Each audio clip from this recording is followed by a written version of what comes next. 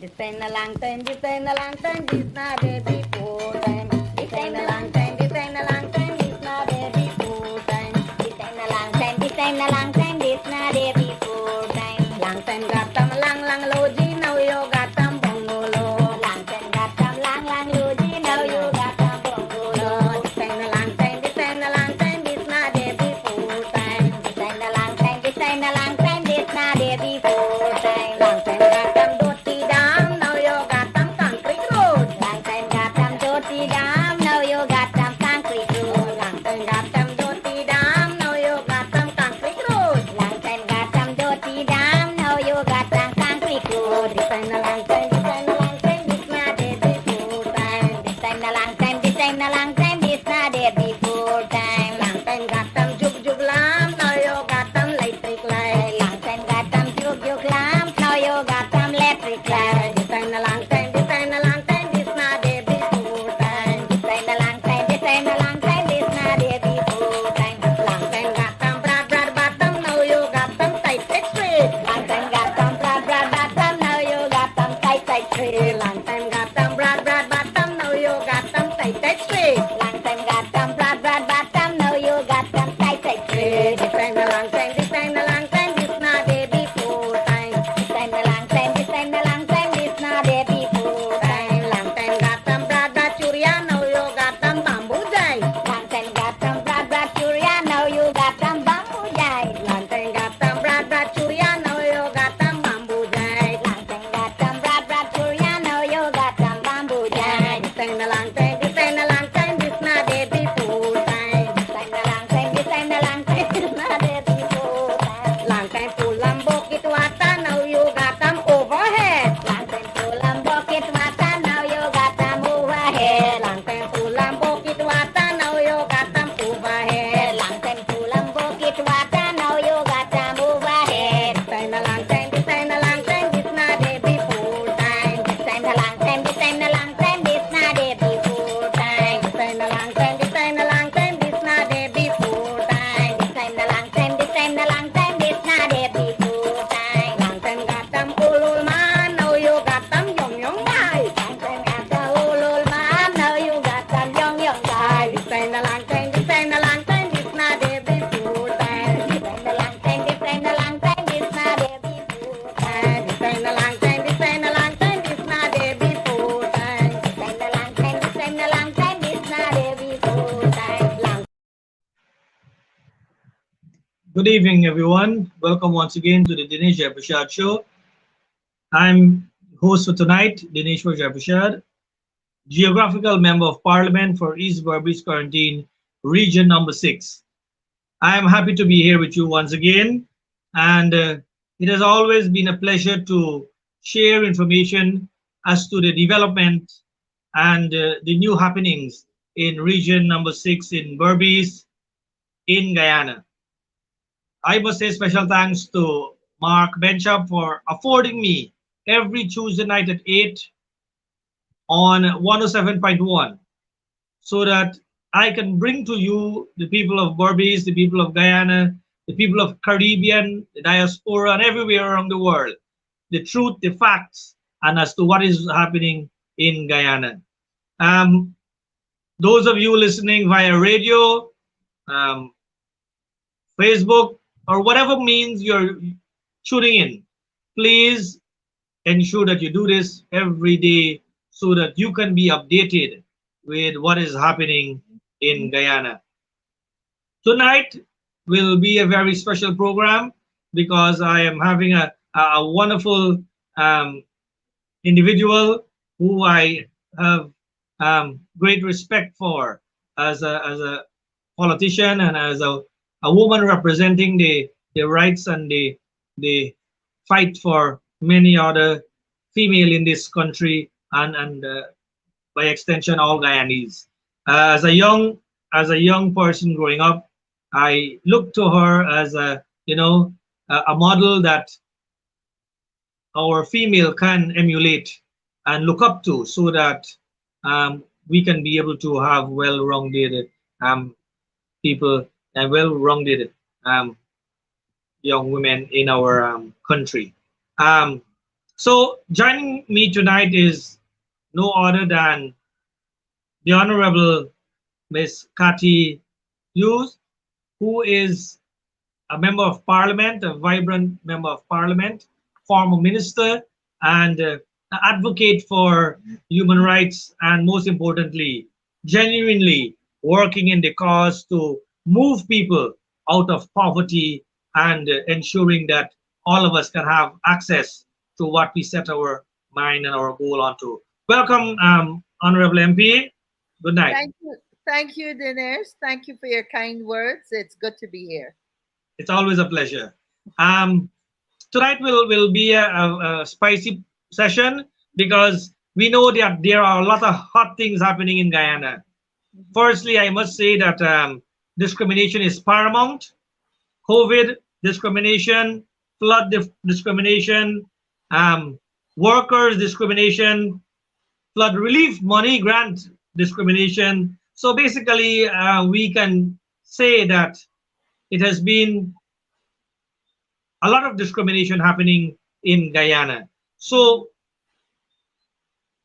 MP, I want to start off tonight by having a basic discussion on the COVID situation as it relates to what really is happening.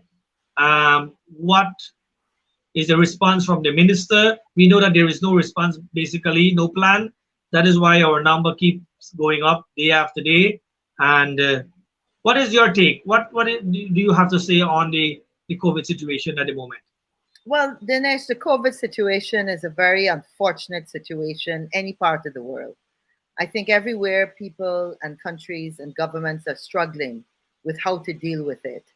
Um, just today, I think the latest thing that we've seen is that this afternoon there was a report that members of staff at the Ministry of Education were actually asked to leave, but in the most unsavory of manners.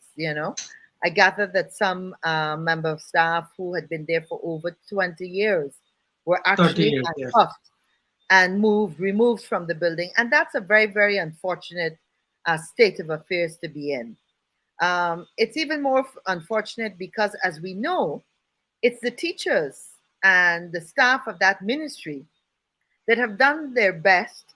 I actually believe that more could have been done, but I know we'll discuss that in our discussion. But they certainly were working assiduously to try and keep everything going.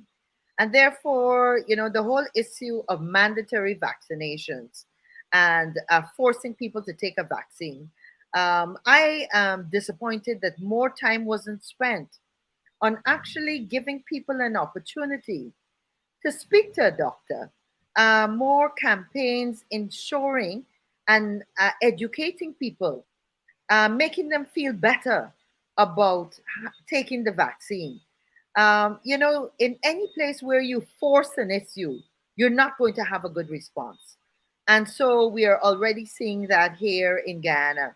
It's interesting to note that the Prime Minister of Barbados just recently and the Minister of Health of Barbados just recently, I gather, have said that they are not going to push forced vaccinations. And one of the arguments that they have used is the fact that even if you take the vaccine, you still can contract the disease. So true. And of course, you still also, if you have it without knowing you're having it, you can still, share it and disseminate it to other citizens. So the fundamentals of wearing a mask, of being responsible, of being safe, are the kinds of things that we should be focusing on. And in those areas, I don't think we're doing enough. I want to tell you that at 9:15 on Sunday, 2 evenings ago, I was horrified driving home, passing a certain casino. And you could imagine the number of cars, the number of people, and they would have been in a tight, enclosed area. So, there's so many other things that we could have done and tried to educate our population a little more on the merits of taking the vaccine. So true, so true. Well said. And I must say that there are many countries that we look up to around the world that are not imposing mandatory. Yeah. and they are giving the people a choice to, take it. And for us to put a system in place that is not within the constitution of the country, to say you cannot enter this building, your place of work, if you have not taken, it's Yeah. basically stepping on our human rights and labor law, and so can, but we Yeah. know what we're dealing with. We're dealing with the PPP administration, and they are trying a thing on the Guyanese population. You know, as we would say locally in the street, they are just trying a thing on the people. And we hope that the people will be able to understand that it is not, um, as the song indicated earlier, this time a long It's time. a long And time. basically, you have done tremendous work in causing people to understand that this time is not long time. So I want to bring to our listeners and our viewers, some of the work that you have done in relation to the ICT, Mhm. bringing internet to the people. So can you give us a little background as to what caused you to think about going this route in terms of putting internet into those remote areas and making them on par with what's happening on the coast? Well, I have to start by saying that that came out of the Ministry of Public Telecommunications, which I was very honored to be asked to lead. And of course, it was a vision of the APNU AFC administration, and it did come from former President David Granger. The UN, I want to start by saying, Dinesh, that the UN actually has access to the internet as one of our sustainable development goals. In fact, I remember seeing a speech, reading a very good speech by the former Secretary General, who spoke about internet access as almost a human right. And that was based on the premise that if persons all across the world, in all levels of society, regardless of whether they were rich or poor, living in a good area or in a bad area, once people had access to the internet, it opened up a series of opportunities for them, especially in the area of education, which interestingly we've come to realize now in this pandemic. Because I firmly believe that because we had started a program of bringing more internet to the people, we were able to better adjust to people having access to online learning. And so the philosophy was to get Guyanese more au fait and more comfortable with using technology. And access to the internet made online learning. It made an opportunity for persons to go and do courses online.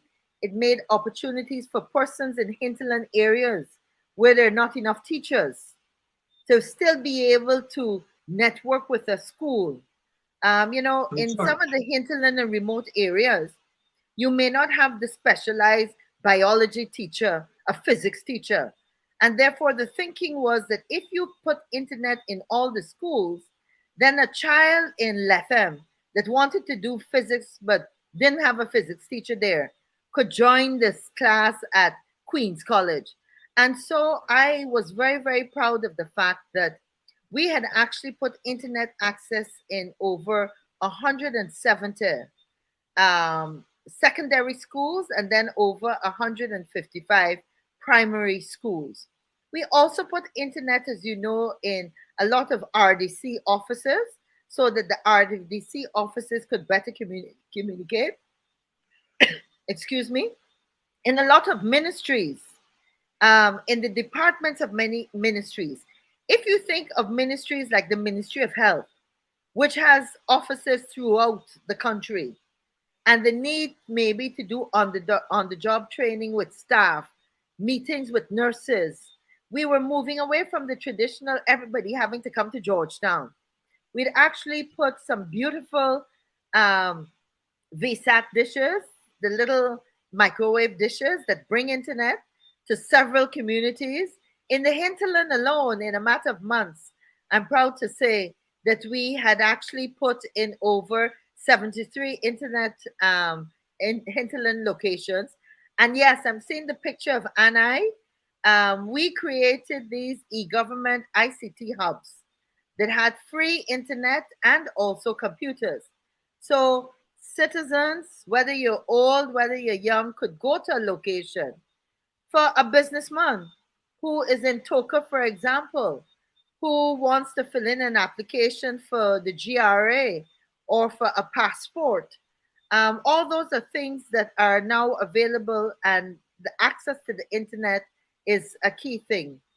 What I have found disappointing is that having put such an extensive infrastructure in place, and let me mention, we put internet facilities not only in high schools, in over 173 ICT hubs in communities in all 10 regions. We put in all the campuses of the University of the West Indies. We put, sorry, of Guyana.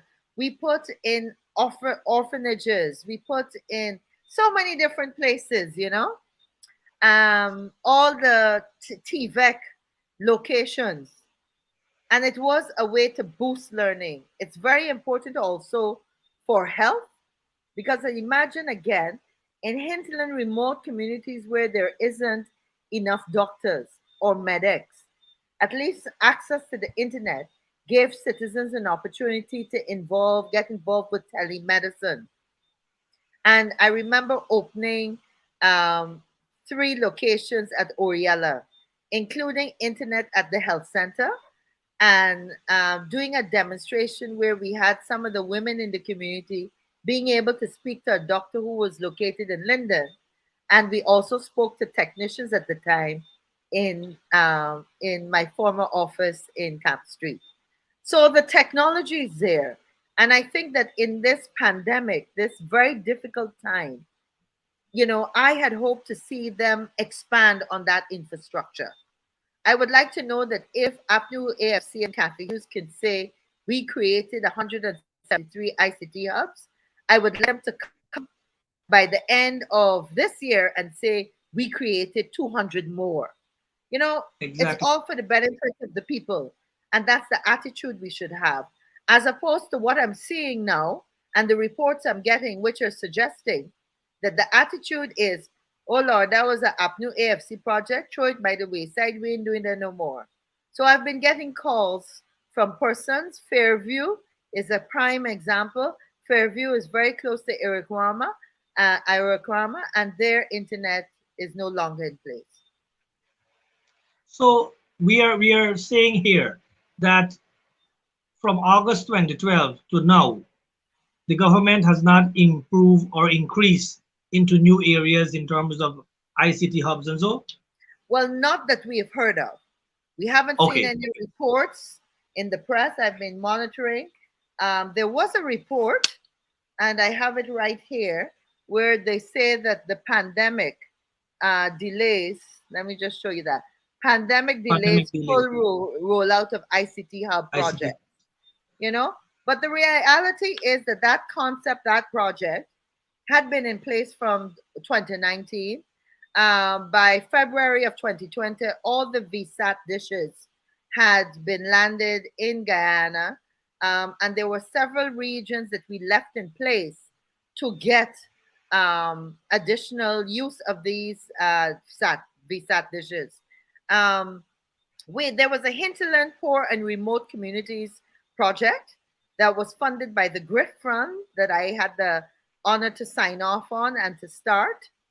And under that project, I could just give you some information. There were a All total right. of 200 more communities that were identified to be able to get ICT hubs, for example.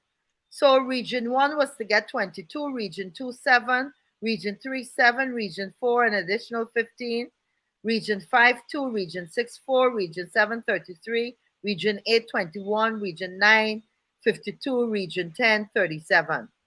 And this equipment that, as I said, were structured, the project should still be ongoing, managed by UNDP, and it has included the VSAT, which is the dishes that would allow you to get the internet from off the satellite, the monthly bandwidth. Remember, our government was committed to paying the bandwidth costs and the internet access costs. to ensure everybody could get. And then, of course, the part of the project included 12 laptops, one printer, a scanner, a 32-inch TV, security lights and cameras around those locations. So all those things were left in place, and that was the plan. And Very all I cool. can say is you will recall that one of the early set of persons to be very unceremoniously fired at the start of the PPP administration were 57 young people working at the National Data Management Authority who were actually working, and in some cases in the regions, local reps monitoring that the equipment at these locations, all the locations I mentioned, were in working order and continued to serve, be of service to the community.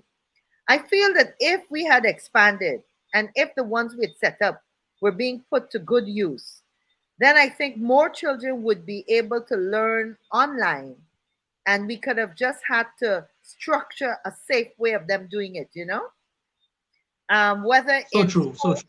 yeah, whether in schools you would have had the teachers, the parent teachers associations, then planning a structure where one class does learning at one time, another class at a different time. It provided a lot more options.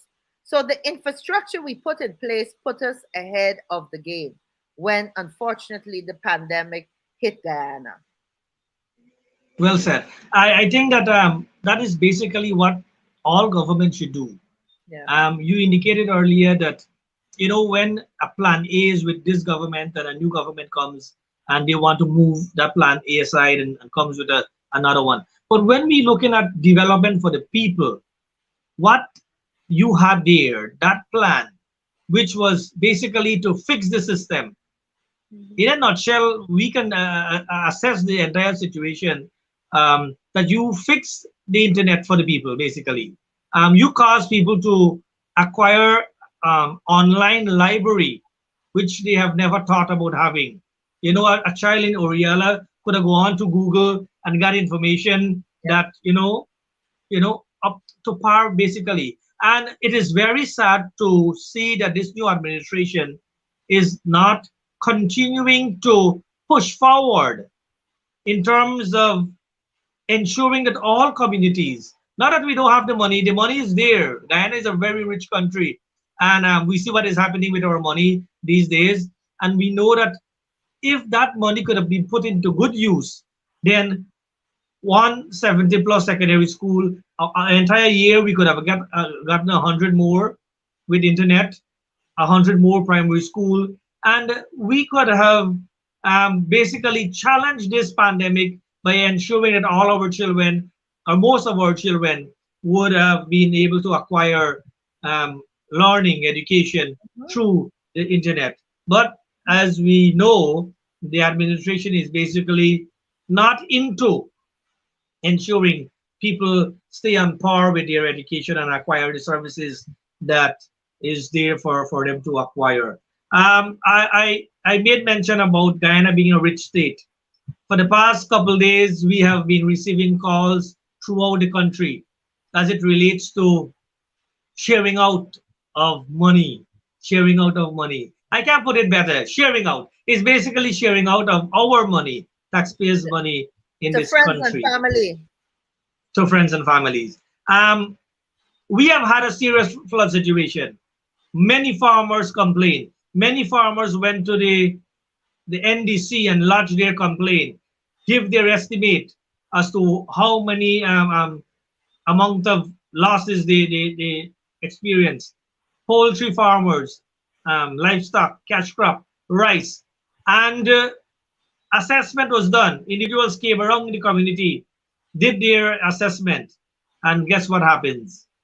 The persons who give their report at the NDC, many persons who give their information to these individuals coming around and do the assessment, when they went to collect the money, their names were struck off the list. We Mhm. have some names that were taken off the list, and Well, the answer that some gave was, something wrong with the printing. So that was, the answer. And we know that it is being a discriminatory act. It is a discriminatory act on our people, especially people who are perceived to be supporters of the Yeah. coalition AFC, APNU, and once they look like they are supporting the APNU AFC, then their names, some of their names were taken off. Um, One individual in Berbice Region 6 received 10 million, Yeah. you know, and he receiving that amount prevents the small man who depended on the 50,000 and Yeah. 100,000 and a 200,000 from Mhm. receiving that. Mhm. Giving that individual 10 million one time, you know, shows that he is in a large scale business. He can afford to receive it bits and pieces.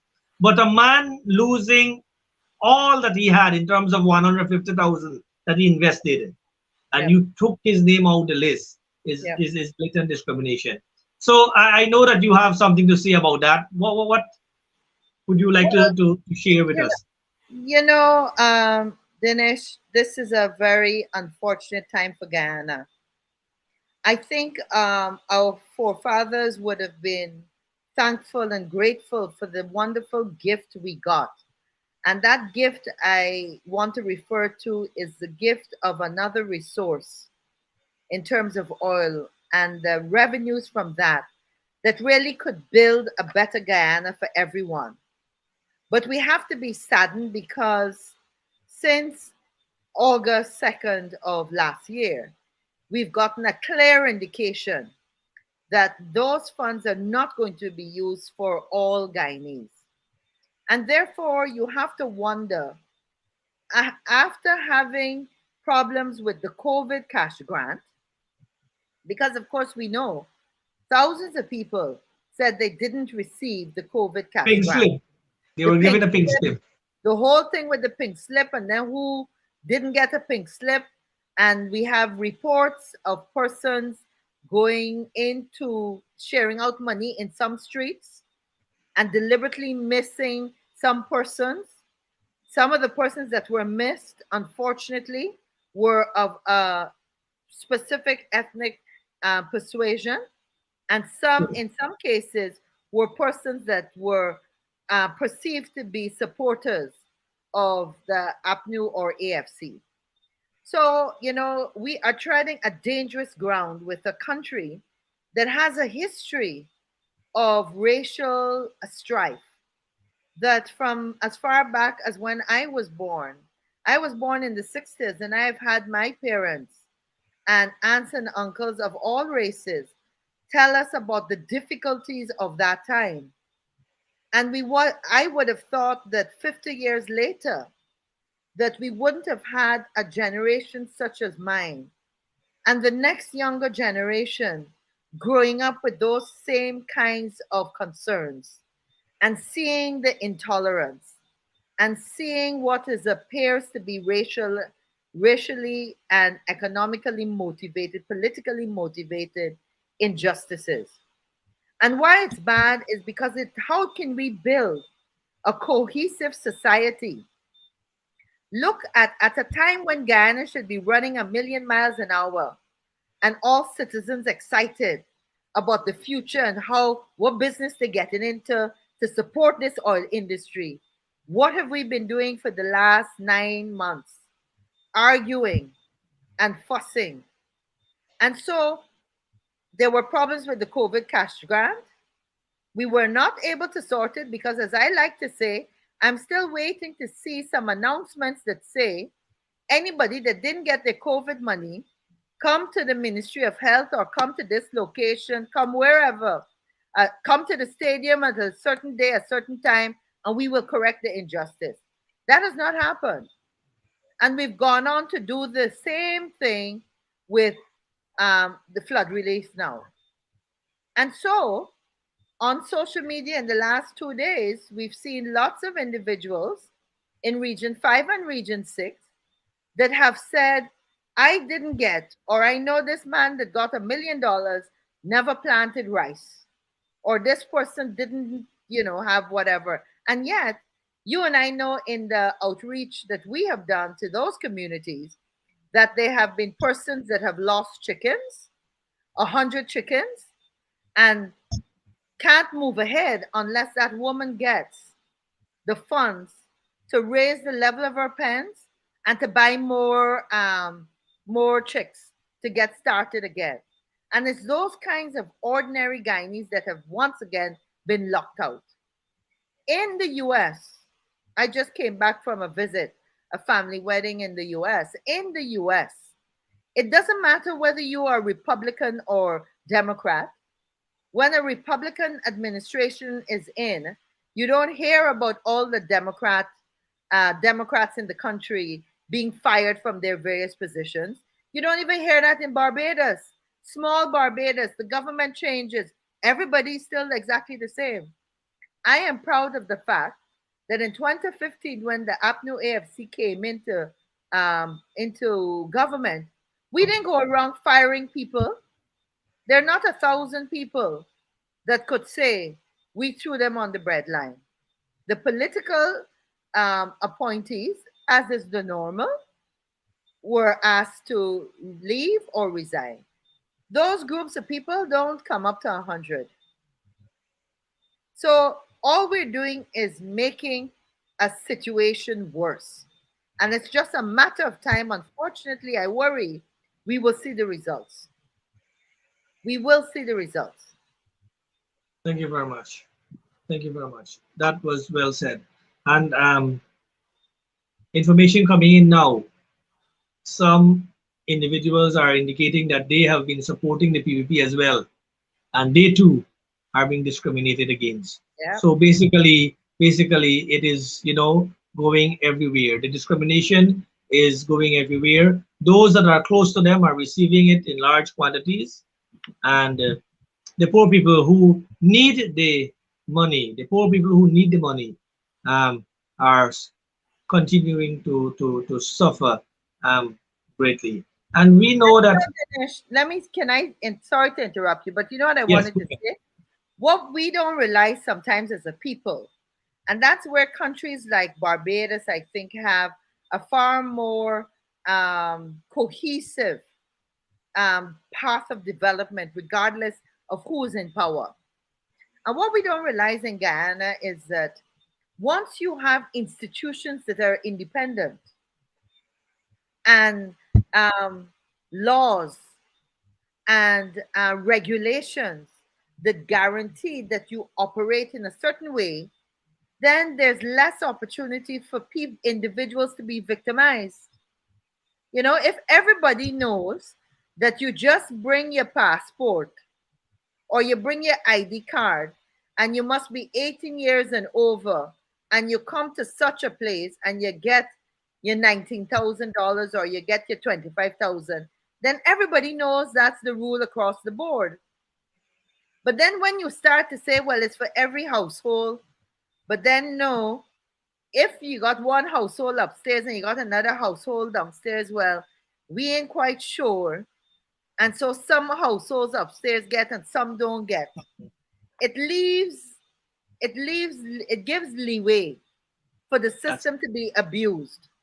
And I know the PPP will probably want to say that that was not their intention, but the only way to measure it is to see them do the contrary. So if you have loads of people that didn't get the grant, and even now, it's your responsibility to be seen, to be dealing with the situation and correcting it. Exactly. That is what we are saying. Right. That is what we are saying. The money is not the PPP money sharing here, Yes. It's taxpayers' money, Guyanese money, our money. Yep. And when you are using the state money to give to individuals, it must be done in a transparent and a fair manner. Yep. People are making note of this. People are recording stuff. People are recording their conversation and sending to us and so to show the level of of anger and the hostility that is being shown towards poor people basically by these individuals who hold high offices. And this is what voters need to take note of. You see, we have been taking a lot of things for granted for so many years. And it is now that we must educate our population that here what happened. The power of this flood relief is in your hand. But you failed to do the correct thing last election. And knowing the facts now, we hope that you rectify it next election. But we have come through a custom and practice in Guyana. So if you look like me, you know that this is the way you vote. And if you look somewhere else, like someone else, that is the way. But in your case, a mixture, true Guyanese, there is a difficult thing as to where to vote. But Dinesh, the reality is, next time I can bring some of my family photographs, because Yes, now what is so great about Guyana is that we are all so mixed up now. So exactly, exactly. my family and my maiden name Chumley got people that look like you, and that's what it should be. That's what it should be. You know that Yeah, we family. gotta move away. We gotta Yeah, move away from this race thing. yeah, Not all Indians are PPP.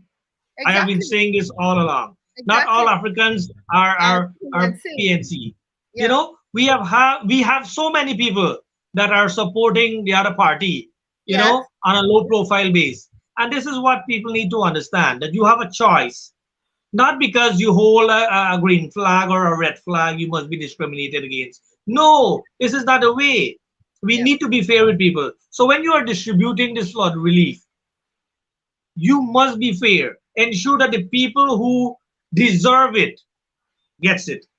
you know and I hope that our brothers and sisters on the ground are realizing what is happening, and we know that you will support us, join with us, so that we can be able to carry this fight through.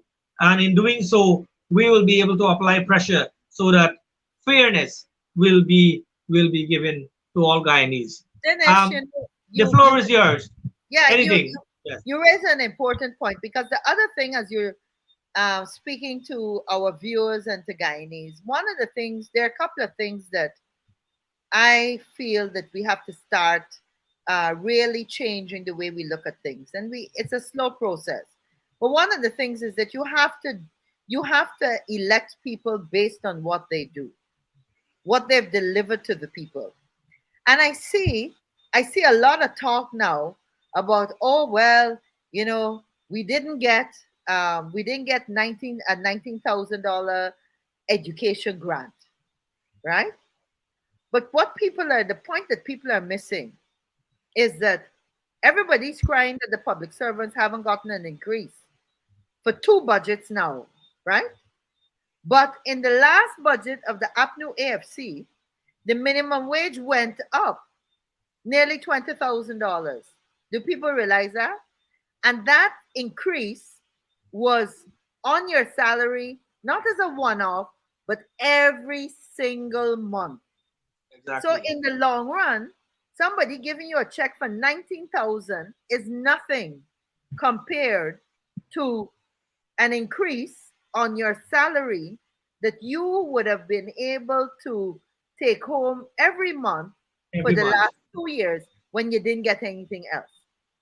And even Yes. my philosophy is not that the comments I made on the $19,000 education grant was that it was not enough. It was not enough. And here why it's not enough. Because most families in Guyana today do not have access to the internet. And here I'm talking at what we would call poor people families. I'm not talking about maybe some of my relatives or other people that have two parents working and are have a device for each child and that kind of stuff. Those kinds of people in Guyana. Ordinary poor people in Guyana cannot afford Blaze at $30,000 a month. Some of them, the only internet package they have is on mommy's phone or daddy's phone or granny's phone. And they can't download and learn online on the phone. On the phone. All those female security officers that go into work during the day with their phone, their children are at home with no internet. Some of them don't even have a tablet or a device. Let me No remind device. you that we had a very extensive program to give out devices, tablets, computers. We did it to teachers, we did it to persons with disabilities, the deaf, the blind. We did it to students that did well. We did to, as I mentioned, orphanages. We did it to whole teachers. Mr. Granger changed the one laptop per family to the one laptop per teacher. And I was excited that I went across this country to teachers giving out laptops. And the thinking was that those laptops would be used for teachers to enhance their research, enhance their presentations, so that they could teach our children in a better way. And most importantly, the internet access is free. So, in many parts of the world today, when we have a problem with COVID, what many countries are doing is that they are ensuring that in poorer communities, they are actually paying for internet to some children's homes. And what I mean by that, you may be wondering, how is it they do that? We actually created a e-government network. This is a network, and this is the means by which we were able to send free internet access to all those places that I mentioned. So imagine this in government network has a certain capacity, a certain amount of bandwidth that they're buying in bulk from either GT&T or Digicel, depending on where it is. The government pays for it. And then that bandwidth they can send to communities and places. In some parts of rural parts of North America, in the US and in Canada, they're giving children a little portable Wi-Fi device. And so, a child is living in the mountains, they're living in the hinterland, no internet access, that child gets a device. And between a certain hour, they will turn on their portable device. And that will give them portable internet access. And just like how you would go to your phone and you look for, for your internet and you look for a hotspot or for some free internet, there with their device, they would be able to tune in. And that device is structured in such a way, and technology allows us to do this. It allows them to only access educational sites. So you don't have to worry that they're going to some pornography site or they're downloading movies or anything like that. Those are the kinds of things that we should have been doing. Assessments on children in areas where they cannot get a workbook. In fact, I have a small project with 34 children between the age of 5 and 10, and they come from the working rust area. We have 34. We found 34 children that had not been to school and done nothing in the last year since COVID started. And it was frightening and horrifying. So we have them in a location, and we have some teachers teaching them during the August holidays to prepare them. But those are the kinds of things that with our increased revenues, monies from oil, that you could then do assessments of all the children that don't have internet, all the children that don't have a device. Some families have one device. They don't even have space where the 3 children could sit in different corners of the house and do the school online if the school does have it. So the question is, we may be thinking we're far ahead, but we have failed in the last year because we haven't heard of enough devices being given out to children. We haven't heard of enough places where internet access has been given and afforded to people. The telephone companies have not been asked by the government to provide internet packages specifically for students. If they've done it in the last 2 weeks, forgive me, I'm making a mistake, but I know prior to up to 3 weeks ago, they had not been asked. No, nothing has been done. So, I made a proposal in terms of GWI, GPL, GTNT, Digicel. Let them subsidize the poor people basically. Do a needs assessment. Those who have two-person working and the income is good, that's okay. You can pay your bills. But go to the poor people basically who live day to day. yep, Subsidize them. You know, yep, these are giants who have been drying, milking the poor people money year after year after year. And we yep, are in a pandemic. And if you cannot give back to the less fortunate, no, I don't want to use the term, but those who are in a crisis at the moment, yeah, if GTNT cannot put a package to the hinterland communities or person on the coast who genuinely can't afford the service, it is something that you are giving back. But we know what is happening as it relates to money yep, and so forth. And if that is being done, then we could have been able to fight COVID from a different perspective. You rightly said that nothing has been done in terms of the gadgets and the internet. I am in Region 6. If we had given to the children a tablet with all the information preloaded there, mm-hmm, children with not within the internet service area could have read information there. Those who have the internet can go on there and get it downloaded and whatever. But these preloaded information could have been used 24/7 by all the children. And we know, you rightly said that a female who is a security worker goes to work with a phone. That is the only gadget they have at home, yeah, one phone.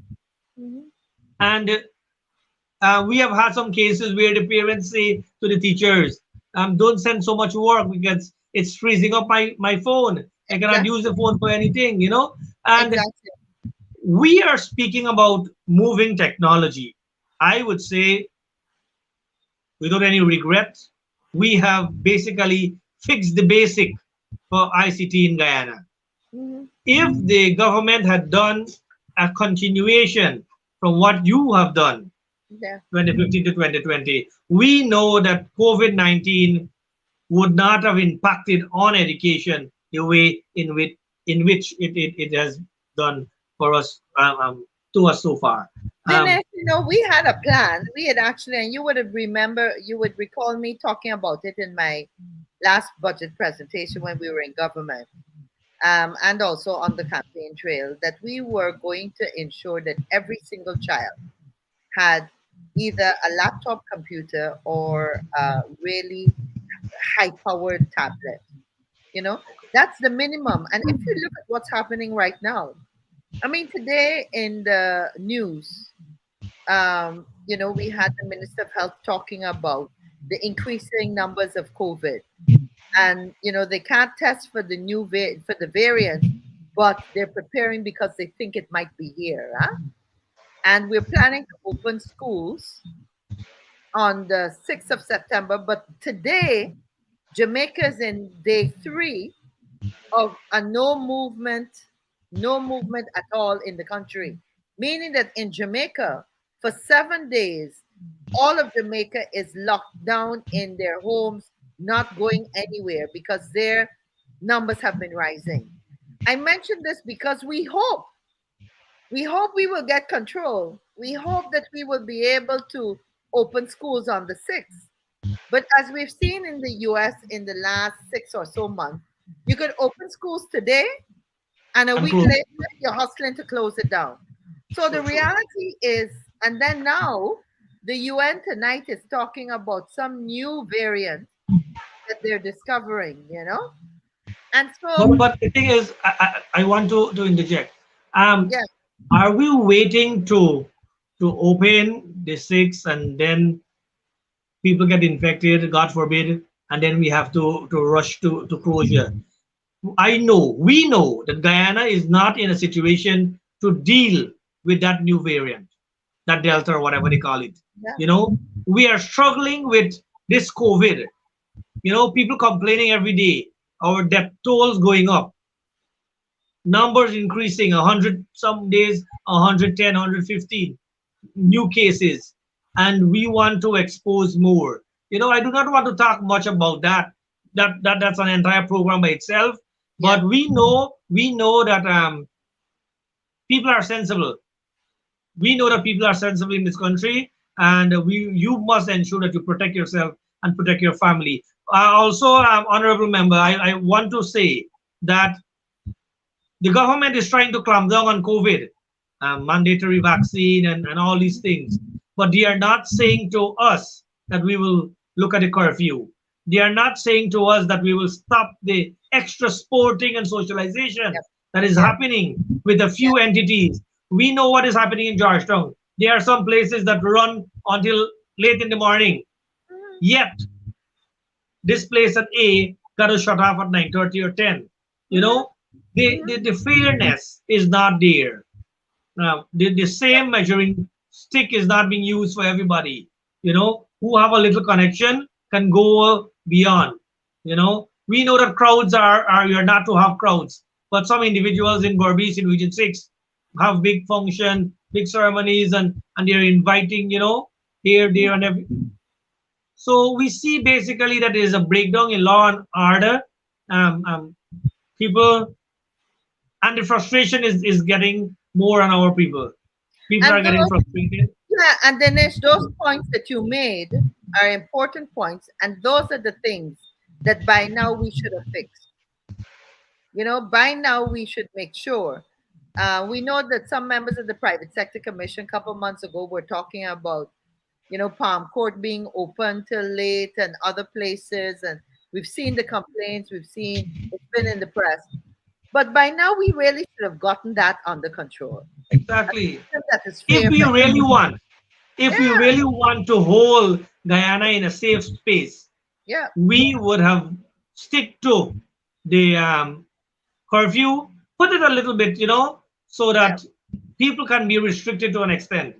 Open yeah, it up to 9 o'clock, and so you know we open up people to be infected, and I don't know. One individual said to me, so the more people die, the more money will come to the country, and it was a big laugh. You know, yeah, this yeah, is a man who basically we would say, you know, is a country boy, knows nothing much, but he's yeah. saying to me that here what happens.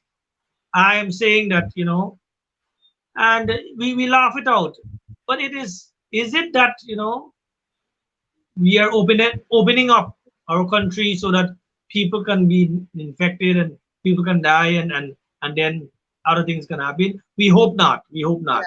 So I'm I calling on mean, all Guyanese. Yeah, go ahead. yeah, You go. you go ahead. You go ahead, Dinesh. Yeah, I'm calling on all Guyanese to act responsibly, take care of yourself, practice the safety measures. If you Mm-hmm. know that you have good counsel with your medical practitioners and they advise you to take the vaccine, go right ahead and do that. Mm-hmm. If you know that you can sanitize and mask up and take care, you go ahead and ensure that you are safe and you take care of the people around you. Um, you can be healthy, but you can infect someone else at home who is not so Mm-hmm. healthy as you. So I'm appealing to you, restrict your movement if it is possible, stay home, and ensure that you sanitize regularly and don't allow any and who to come to your place. Your closing remarks, MP. Well, I'd like to pick up on what you said. This COVID pandemic is going to be with us much longer than we would have liked it to be. And as you said, Dinesh, we have to be smart. I want people to know that I personally took the vaccine. Most members of my family took the vaccine. Like like most people, of course, we had apprehensions, but I spoke to a couple of doctors, I went online and read up and made the personal decision that it was safer and it was better to take the vaccine. I'm not, it's unfortunately you're between a rock and a hard place, you know? There's no ideal way out. But I do want to say that I recognize that it's a person's personal choice. I recognize that some persons, for religious reasons, are not comfortable taking it.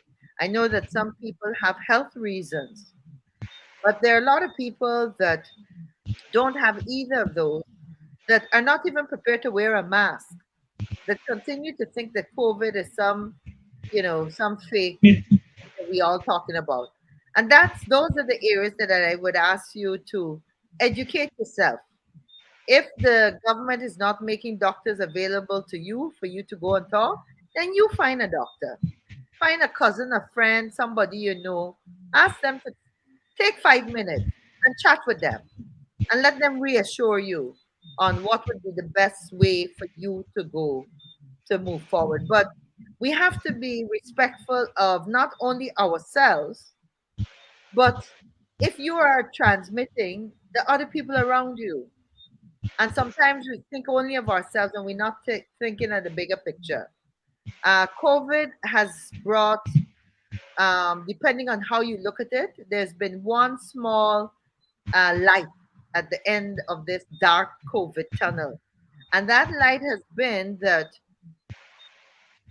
persons have recognized that it's a time to spend more time with your family. You know, prior to COVID, we were running a million miles an hour. We ain't got time for this. We ain't got time to read a book. We ain't got time to plant a kitchen garden. Well, guess what? We see where the cost of living has increased.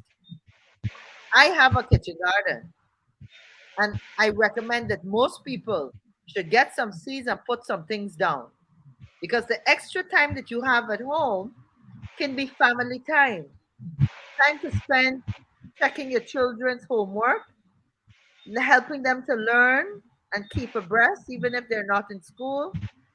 Time to, read that book you always wanted to read, engage a little more with the partner, the husband, the boyfriend, whatever it is.